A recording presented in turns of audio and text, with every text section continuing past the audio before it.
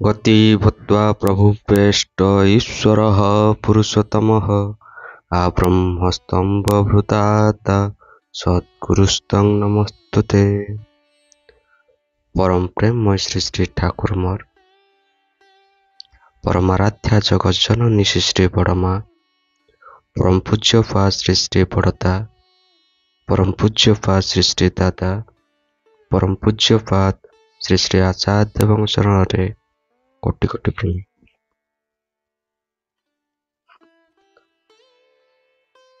एवं मोर वीडियो देखुवा समस्त गुरु भाई माँ मान राभिति जय गुरु जनाए।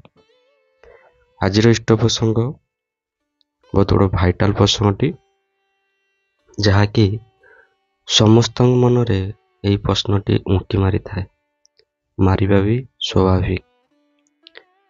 आमे बहुबार देखिथिबा श्री श्री ठाकुरंकर हुक्का टाणीबार एक छवि मनरे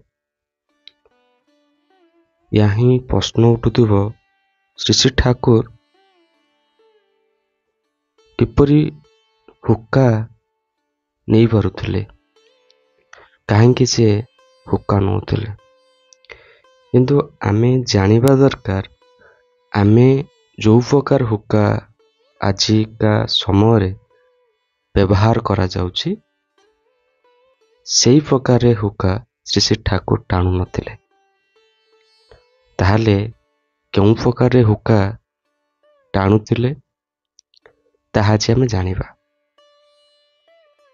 श्री श्री ठाकुर तमाखु सेवन समय आमे समस्ते जानू श्री श्री ठाकुर अधिकांश समय तमाखु सेवन करुथिले, विशेषकर भक्त गहन रे आलाप आलोचना समय श्री श्री ठाकुर हुक्का पीवा देखि अनेकंक मनरे आसे सी तो मना करिसंती मादक सेवन करने, कारण ताहा शरीर पक्षरे क्षतिकारक। तेबे से निजे किपरि तमाखु सेवन करुछंती?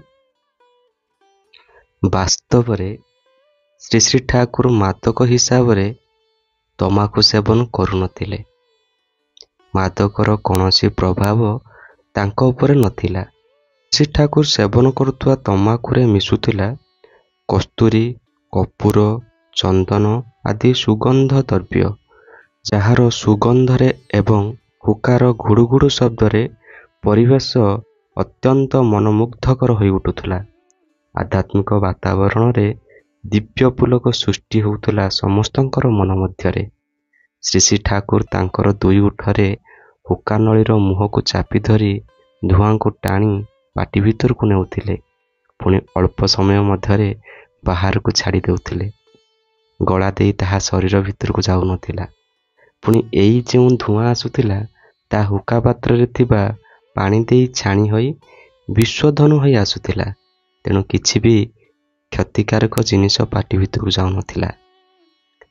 ताहले आमे वास्तविक भाव में जानिले जो आम मन मध्य जो प्रश्न उठुथिला कि श्री श्री ठाकुर मादक सेवन करने को मना करिसंती बा तमाकु सेवन करने को मना करिसंती, से किपरि भाव में यहा व्यवहार करुथिले ताहा जे आमे जानिले कि श्री श्री ठाकुर हुक्कारे आजिका समय जो प्रकार हुक्का व्यवहार करा जाए से व्यवहार करुनथिले।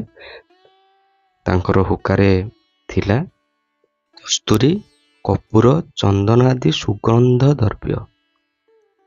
परिशेष समस्त को जय गुरु। वंदे पुरुषोत्तमं, वंदे पुरुषोत्तमं, वंदे पुरुषोत्तमं।